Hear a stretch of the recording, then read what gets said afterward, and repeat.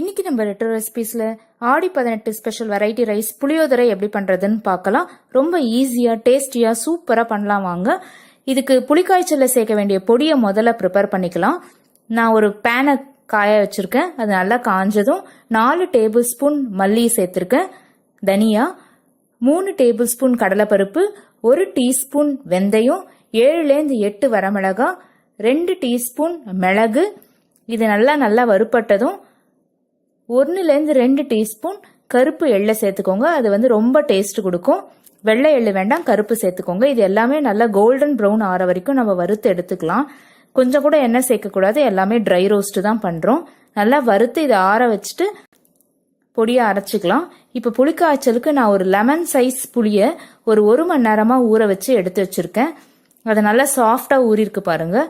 அப்போதான் அதுக்கு நிறைய பல்ப் நமக்கு கிடைக்கும். நிறைய நேரம் ஊறினாதான். ஸோ குறைஞ்சது ஒரு 1 மணி நேரமாவது அதை ஊற வச்சிருங்க. அது ஊறட்டும். இப்போ நான் ஒரு இரும்பு வாணலியில் ஒரு 50 ml நல்லெண்ணெய் சேர்த்துருக்கேன். நல்லெண்ணெயில் இந்த புளிக்காய்ச்சல் பண்ணாதான் நிறைய நாள் நம்ம வச்சுக்க முடியும். ரொம்ப டேஸ்ட்டும் கொடுக்கும். அந்த எண்ணெய் நல்லா காஞ்சதும் அதில் 1 டீஸ்பூன் கடுகு சேர்த்துருக்கேன்.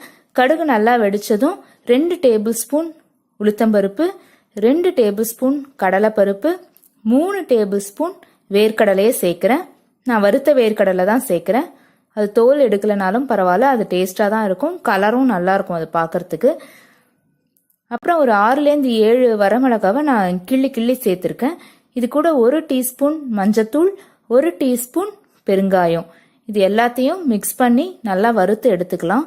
நீங்கள் கட்டி பெருங்காயம் யூஸ் பண்ணுறதா இருந்தால் முதல்ல எண்ணெயில் பெருங்காயத்தை போட்டுட்டு அதை வறுத்துக்கோங்க. அப்புறம் இது எல்லாமே போடுங்க. அதே மாதிரி பச்சை வேர்க்கடலையாக இருந்ததுன்னா முதல்ல அது வறுத்து எடுத்ததுக்கு அப்புறமா ஒவ்வொரு பருப்பாக அதில் சேர்த்துக்கோங்க. இப்போ இது எல்லாமே நல்லா மிக்ஸ் பண்ணி விட்டு நம்ம இதில் வறுத்துக்கலாம். எண்ணெயில் நல்லா வறுப்படட்டும். நல்லா கோல்டன் ப்ரௌனாக ஆற வரைக்கும் இதை நல்லா வறுத்துக்கணும். உங்களுக்கு காரம் அதிகமாக தேவை அப்படின்னா இதுலேயும் நல்லா நீங்கள் மிளகாவை நிறைய கிள்ளி போட்டுக்கலாம். இந்த அளவு ஒரு 5லேருந்து 6 பேர் சாப்பிட்ற அளவு இருக்கும். இந்த பேஸ்ட்டையும் நம்ம ஸ்டோர் பண்ணி வச்சுக்கலாம். நம்ம ப்ரிப்பேர் பண்ண போகிற பொடியையும் நம்ம ஸ்டோர் பண்ணி வச்சுக்கலாம். ஃப்ரிட்ஜில் வச்சுக்கிட்டா கிட்டத்தட்ட 1 மாதம் வரைக்கும் வச்சுக்கலாம். இப்போ இது நல்லா வறுத்தாச்சு. அந்த புளியை இப்போ நம்ம திக்கு கரைசலாக கரைச்சி எடுத்துக்கலாம். அதில் இருக்க நார் எல்லாத்தையுமே எடுத்துருங்க. இல்லைனா ஈஸியாக ஃபில்டர் பண்ணியும் எடுத்து வச்சுக்கோங்க. இப்போ கோல்டன் ப்ரௌனாக அந்த வேர்க்கடலை பருப்பு எல்லாமே வறுபட்டாச்சு. இந்த ஸ்டேஜில் நான் கரைச்சி வச்சுருக்க அந்த புளியை இதில் சேர்த்துறேன். இது பார்த்து ஜாக்கிரதையாக சேருங்க. ஏன்னா அந்த எண்ணெயில் சேர்க்கும் போது மேலெல்லாம் தெளிக்கும். திக்காக இருந்தால் தான் அது ஈஸியாக சுருளை வரும். அதுக்காக தான் திக்காக அந்த புளி தண்ணியை கரைச்சி எடுத்துக்கணும். அப்போ தான் டேஸ்ட்டும் கொடுக்கும். நல்லா மிக்ஸ் பண்ணிக்கோங்க. இது கொஞ்சம் கொதிக்க ஆரம்பிக்கட்டும். நல்லா கொதி வந்ததும் ஒரு மூடி போட்டு மூடி வச்சிடலாம். அது நல்லா கொதிச்சு அப்போதான் அது சுருளை வரும். ஒரு டீப் பாட்டம்டு கடாயாக இருந்ததுன்னா ஈஸியாக இருக்கும். இல்லைனா அது கவுண்டர் டாப் மேலெலாம் அது தெளிக்க ஆரம்பிக்கும். இப்போ நல்ல கொதி வந்திருக்கு. இப்போ நம்ம ஒரு மூடி போட்டு அதை மூடி வச்சிடலாம். ஒரு 10லேருந்து 12 நிமிஷம் அதை நல்லா கொதிக்கட்டும். இப்போ நம்ம அந்த பொடியை அரைச்சி எடுத்துக்கலாம். நல்லா ஆறி இருக்குது. இதை ஒரு கோர்ஸ் பவுடராக அரைச்சிக்கிறேன். ரொம்ப பருப்பாக இருக்க வேண்டாம். இந்த மாதிரி நரன்னு இருந்தால் போதும். அப்போ தான் அது நல்லா டேஸ்ட் இருக்கும். இல்லைனா பருப்பாக அந்த சாதத்தில் நமக்கு தெரியும். இப்போ ஒரு 10 நிமிஷம் கழித்து கொதிச்சுட்டு இருக்க அந்த புளிக்காய்ச்சலை திறந்து பார்க்கலாம். நல்லா திக்காக இருக்குது பாருங்கள். எண்ணெய் இல்லாமல் மேலே கொஞ்சம் பிரிஞ்சு வந்திருக்கு பாருங்கள். நல்லா திக்காக ஆரம்பிச்சிருக்கு. இப்போ அந்த அரைச்ச அந்த பொடியை 1 டேபிள் ஸ்பூன் சேர்க்குறேன். மொத்தத்தையும் இதில் சேர்த்துற வேண்டாம். மொத்தத்தையும் இதில் சேர்த்துட்டிங்கன்னா நமக்கு அந்த கோவில் புளியோதரை டேஸ்ட் கிடைக்காது. அப்புறம் இந்த புளிக்காய்ச்சலுக்கு தேவையான அளவு உப்பு சேர்த்துக்கோங்க. நான் கல் உப்பு சேர்த்துருக்கேன். நல்லா மிக்ஸ் பண்ணிக்கோங்க. அந்த பொடியும் சேர்ந்து இதில் கொதிச்சு நல்லா வாசனை கொடுக்கும். நம்ம புளிக்காய்ச்சல் பண்ணுற அந்த வாசனை வீடு ஃபுல்லாக வரும். சூப்பராக இருக்குது பாருங்கள். இப்போ இன்னும் அது கொதிக்க ஆரம்பிக்கும். மேலெல்லாம் தெளிக்கும். ஸோ கேர்ஃபுல்லாக திருப்பியும் ஒரு லிட்டை போட்டு மூடி வச்சுருங்க. மூடி வச்சுட்டு ஒரு 2லேருந்து 5 நிமிஷம் அது நல்லா கொதிக்கட்டும். நல்லா திக்காகும். நல்லா எண்ணெய் பிரிஞ்சு வருது இப்போவே. இப்போ ஒரு மூடி வச்சிடலாம். ஒரு 2லேருந்து 5 நிமிஷம் அது கொதிக்கட்டும். நான் இன்னைக்கு இந்த புளியோதரை பண்ணுறதுக்கு ஒரு 1.5 அழாக்கு சாதத்தை நல்லா உதிரியாக வடித்து எடுத்து வச்சுருக்கேன். இதில் தேவையான அளவு உப்பை சேர்த்துக்கோங்க. அப்புறம் நம்ம அரைச்சி வச்ச பொடியையும் நான் வந்து இன்னைக்கு ஒரு 2 டேபிள் ஸ்பூன் சேர்க்குறேன். இந்த பொடியை இந்த சாதத்தில் சேர்க்கறது தான் வந்து புளியோதரை ரொம்ப டேஸ்ட் கொடுக்கும், சூப்பராக இருக்கும்.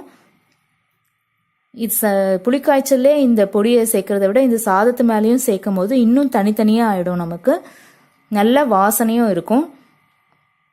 அப்புறம் பச்சை கருவேப்பிலையே சேர்த்துக்கோங்க, எண்ணெயில் போட்டு பொரிக்காமல். இப்போ இது எல்லாத்தையும் ஒன்றா சேர்த்துடலாம். நான் ஒரு கடாயில் ஒரே 1 டீஸ்பூன் எண்ணெய் சேர்த்துருக்கேன், குக்கிங் ஆயில். நீங்கள் இதுக்கும் நல்லெண்ணெய் சேர்த்துக்கிறேன்னாலும் சேர்த்துக்கலாம். அப்புறம் இதில் ஒரு 7-8 முந்திரியை சேர்க்குறேன் நான்.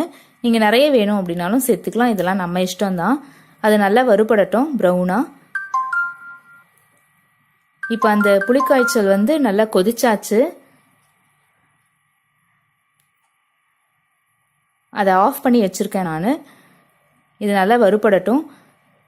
அந்த புளிக்காய்ச்சல் வந்து நீங்கள் ஸ்டவ் ஆஃப் பண்ண அப்புறம் அதே பாத்திரத்திலே இருக்கட்டும், அது நல்லா இன்னும் திக்காக ஆரம்பிக்கும். இப்போ முந்திரி வந்து நல்லா கோல்டன் ப்ரௌன் ஆயாச்சு. அந்த பேஸ்ட்லேருந்து நான் ஒரு 1.5 to 2 டேபிள் ஸ்பூன் இதில் சேர்க்குறேன். அந்த எண்ணெயோடு சேருங்க, அப்போ தான் வந்து சாதம் ரொம்ப டேஸ்டியாக இருக்கும். பாருங்கள், நல்லா இளகிருக்கு அந்த பேஸ்ட்டு. நீங்கள் சாதத்து மேலே சேர்க்கறத விட இந்த மாதிரி எண்ணெயில் சேர்த்திங்கன்னா அது நல்லா இளகிடும். ஸோ இந்த சாதத்தில் மிக்ஸ் ஆகும்போது சூப்பராக இருக்கும். இப்போ நம்ம உப்பும் அந்த பொடியும் சேர்த்து வச்ச சாதத்தை இந்த எண்ணெயில் சேர்த்துடலாம். எல்லாத்தையும் சேர்த்துட்டு ஜென்டிலாக மிக்ஸ் பண்ணுங்க. இதில் நம்ம எல்லாமே சேர்த்தாச்சு, உப்பு, காரம், கருவேப்பிலை, முந்திரி எல்லாமே போட்டாச்சு. அந்த பொடியில் எல்லாமே இருக்குது. ஜென்டிலாக மிக்ஸ் பண்ணிக்கோங்க, போட்டு ஹார்டாக பிசையக்கூடாது. அது ஈவனாக ஸ்ப்ரெட் ஆகிற மாதிரி, எங்கேயுமே அந்த வெள்ளை சாதம் தெரியாத மாதிரி நம்ம கலந்துக்கலாம். நம்ம அந்த புளிக்காய்ச்சல்லையே வந்து மஞ்சள் பொடியும் சேர்த்துருக்கோம். ஸோ அதை மிக்ஸ் பண்ண உங்களுக்கு புளியோதரை வந்து கலர் மாறும். பாருங்கள், ஒரு 1 minute சூப்பராக நமக்கு புளியோதரை ரெடி ஆயாச்சு. இப்போ உப்பு, காரம், புளிப்பு எல்லாமே டேஸ்ட் பார்த்துருங்க.